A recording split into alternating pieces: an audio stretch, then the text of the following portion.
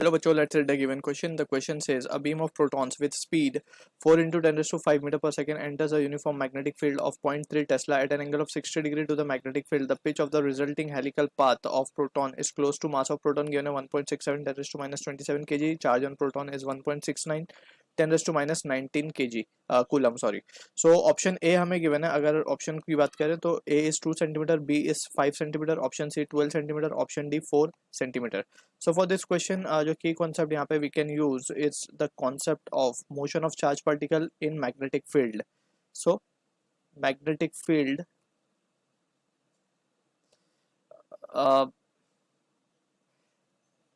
और इसको इस तरीके से लिख देते हैं motion of particle in magnetic field. Motion of charge particle in magnetic field. MF means magnetic field हो गया. तो यहाँ पे अगर हम सिचुएशन को along with the question concept को भी हम एनालाइज कर लेते हैं. लेट्स सपोज हमारे पास एक मैग्नेटिक फील्ड गिवन है कुछ इस तरीके से, हमारे पास मैग्नेटिक फील्ड गिवन है बी बार. एंड हम यहाँ पे मान लेते हैं कि कोई हमारे पास, जैसे कि हमारे को क्वेश्चन में प्रोटॉन गिवन है, प्रोटॉन किसी v वेलोसिटी से इस मैग्नेटिक फील्ड में एंटर कर रहा है एट एन एंगल थीटा. हम देख सकते हैं अगर हम यहाँ पे थोड़ा सा एक्सटेंड कर लें इस लाइन को,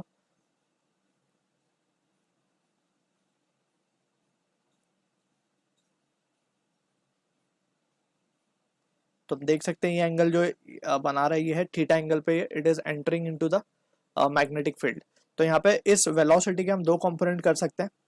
एक will be along the vertical and another will be along the horizontal. तो v cos theta along horizontal होगी जो कि उसको आगे की तरफ या टुवर्ड्स राइट ले जाएगी, और एक v sin थीटा वाली जो वेलोसिटी का कंपोनेंट होगा that will be in the upward direction.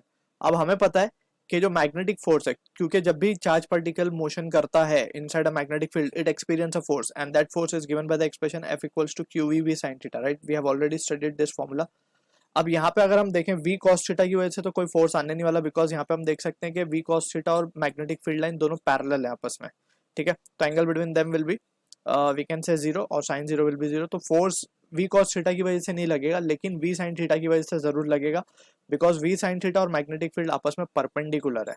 Right, so in that situation we can see कि ये जो हमारा चार्ज पार्टिकल है it will be moving in a circular path inside the board, inside the plane of paper हम बोल सकते हैं. The paper हमें कैसे पता चला? By using right hand palm rule. So उसके लिए हमें क्या करना होगा? Thumb in the direction of positive charge motion and finger in the direction of magnetic field. So palm face of right hand will give the direction of force. So force in this case it will be inward. Right, तो ये जो है कुछ इस तरीके से helical path follow करेगा.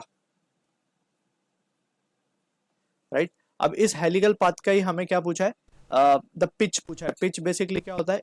The distance between two consecutive. So basically pitch of helix क्या होता है? पिच ऑफ हेलिक्स होता है कि एक रेवोल्यूशन में पार्टिकल कितना आगे ट्रेवल किया. राइट, क्योंकि हम देख सकते हैं कि ये अंदर की तरफ तो सर्कुलर पाथ कर भी रहा है और v cos थीटा की वजह से ये आगे भी बढ़ रहा है.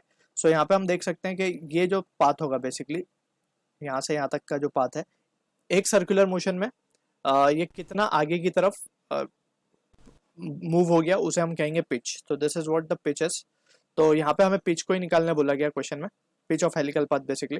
तो सबसे पहले तो हम टाइम पीरियड अगर हम देखें तो time period we have already studied के टाइम पीरियड का जो एक्सप्रेशन आता है that is t equals to 2 pi upon omega होता है. एंड ओमेगा हमने ऑलरेडी वी कैन सी कि ओमेगा को क्या लिखा जा सकता है? Omega can be written as v by r. Right, v by r. And v की बात अगर हम करें तो v बाय आर को हम क्या लिख सकते हैं? सिंस वी नो के जो रेडियस होता है basically radius of the circular path it is given by the expression mv upon qb. Right, mv upon qb. अब यहाँ पे v बाय आर की जब हम बात करते हैं तो it will be qb by m, qb upon m.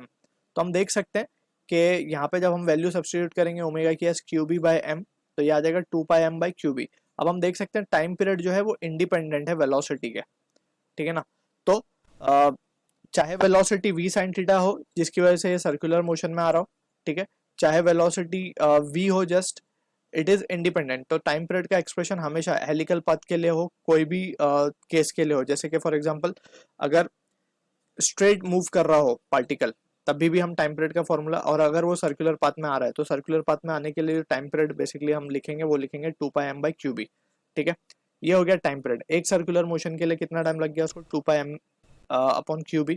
ये हो गई टाइम पीरियड की बात।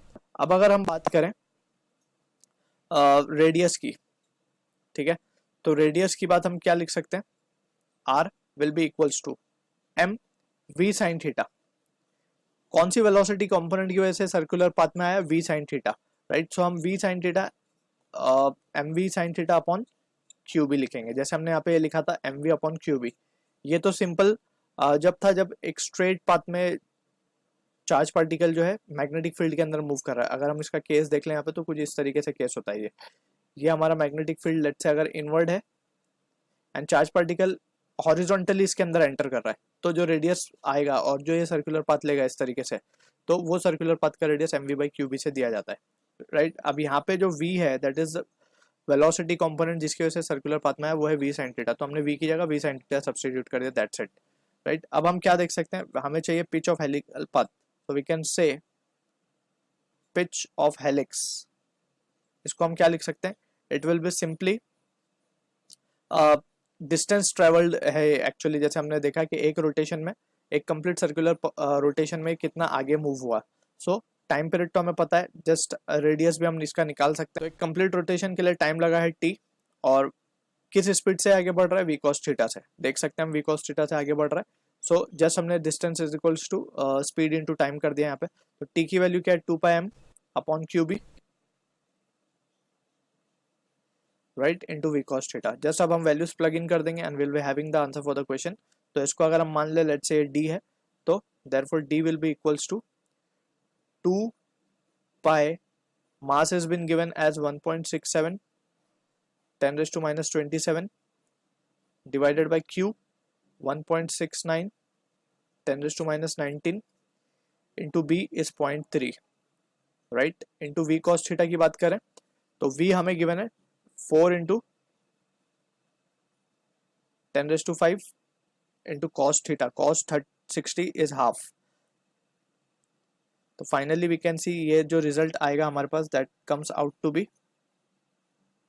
इसको सॉल्व करने पे we can say, so this result comes out to be 0.041 metre.